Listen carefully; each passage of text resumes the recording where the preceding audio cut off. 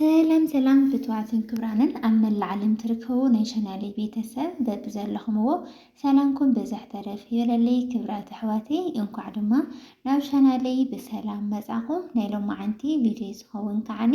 ከምቲ ልሙድ ዋጋ ወርቂ ታይ ሓድሽ ነገር እንሄው ወሲኽዶ ቀኒሱ ንዝብል ሎማዓንቲ ጥሪ 2 ወይ ከዓ ጃንዋሪ 10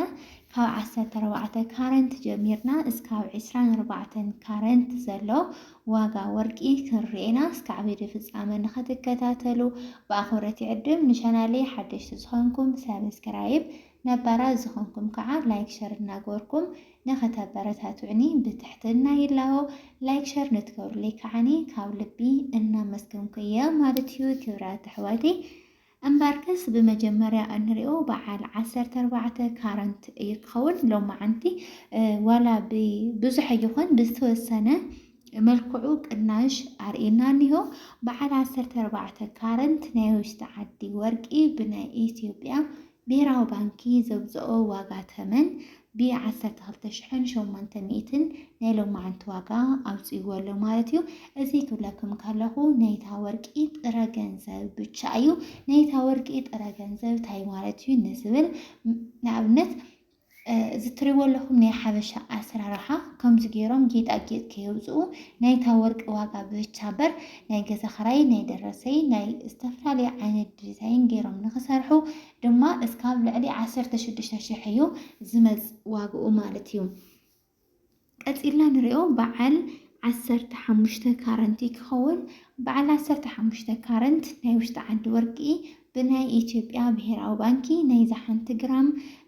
ናይ ብጥረ ገንዘብ ማለት እዩ ብ13,800 እዩ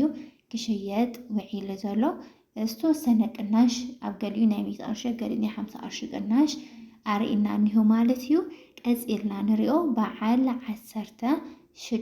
ካረንት ክኸውን በዓል 16 ካረንት ናይ ውሽጢ ዓዲ ወርቂ ብናይ ኢትዮጵያ ብሔራዊ ባንኪ ዝወፀ ዋጋ ተመን ብ14,700 እዩ ክሽየጥ ውዒሉ ዘሎ ማለት እዩ። ብምቕፃል ንሪኦ በዓል 17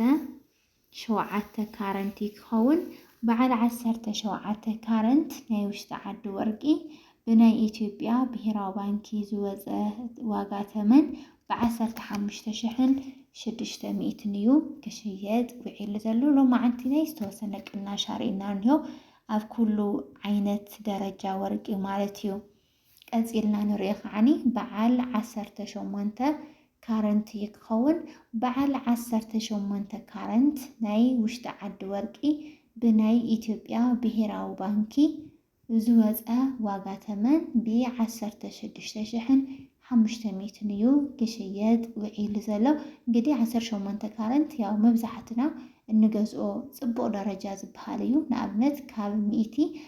ከባቢ 86 ዘሎ ናይቲ ወርቂ ብዝሓት እዚ ማለት ካብ 186 ወርቂ ማለት እቲ 14% ደሞ ዝተፈላለዩ ዓይነት ብረታ ብረት ተሓዊስዎ ዝስራሕ እዩ። ሕዚ ንኣብነት 14 ካረንት ተሪእና ካብ 50 ሜታዊ ብታሕቲ እዩ ናይቲ ወርቂ ዝሓዘ እምበር እቲ ካብቲ ልዕሊ 50 ሜታዊ ግን ዝተፈላለዩ ዓይነት ማዕድናት ከምኒ ብረታ ብረት እዮም ሓዊሶም ዝሰርሕዎ እና 18 ብጣዕሚ ጽቡቕ ዝበሃል ወርቂ እዩ ማለት እዩ። ካብ ቀፂልና ንሪኦ በዓል 19 ካረንት ክኸውን በዓል 19 ካረንት ንሓንቲ ግራም ወርቂ ናይ ውሽጢ ዓዲ ወርቂ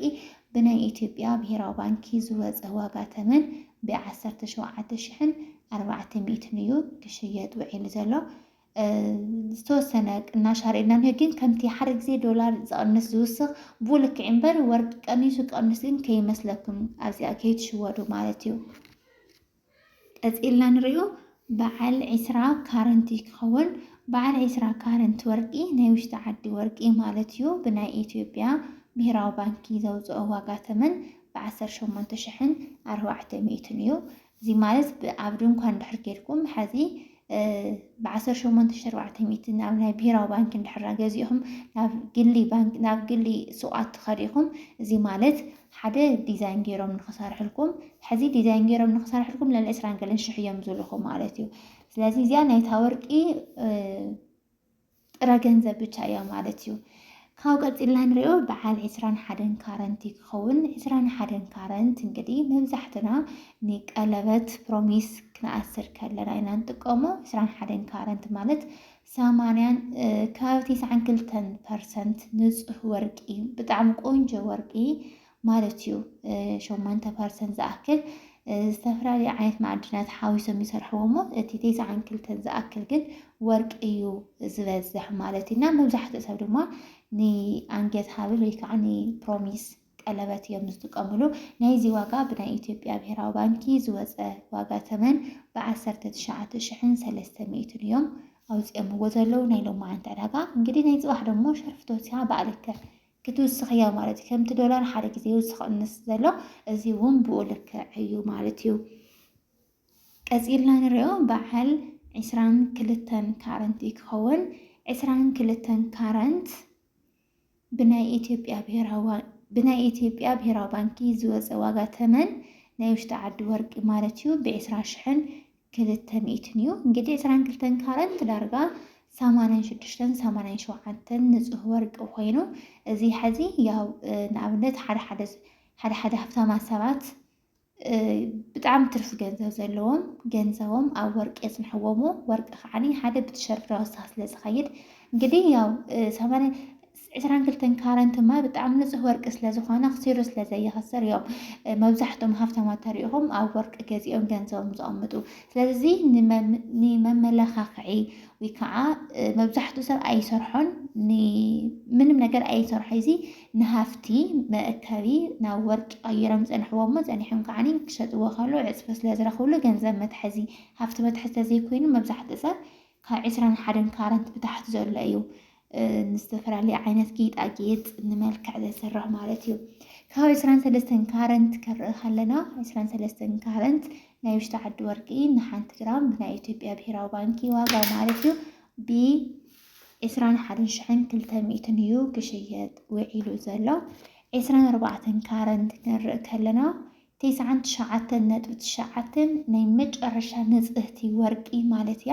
ናይዚ ዋጋ ድማ 22,093 ቅርሺ እዩ ክሽየጥ ውዒሉ ዘሎ ማለት እዩ ክብረት ኣሕዋተይ እንግዲህ ያው ካብ ናይ በቕረበት ማለት ሎማዓንቲ ዝተወሰነ ቅናሽ ኣርኢና እኒሆ ናይ ሎማዓንቲ ጥሪ 2 ዋጋ ወርቂ ከምዚ ይመስል ነይሩ እስካብ ቪድዮ ፍፃመ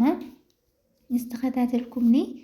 ካብ ልቢ እናመስገንኩም ላይክ ሸር ሰብስክራይብ ጋር ማይትረስዑ ብዛዕባ ወርቂ ዘይተረደአኩም ነገር ተልዩ እውን ኣብ ኮሜንት ፃሕፉለይ ደቂ ዓበይቲ ወይ ብጣዕሚ ንፈትወኩምን ነኽብረኩምን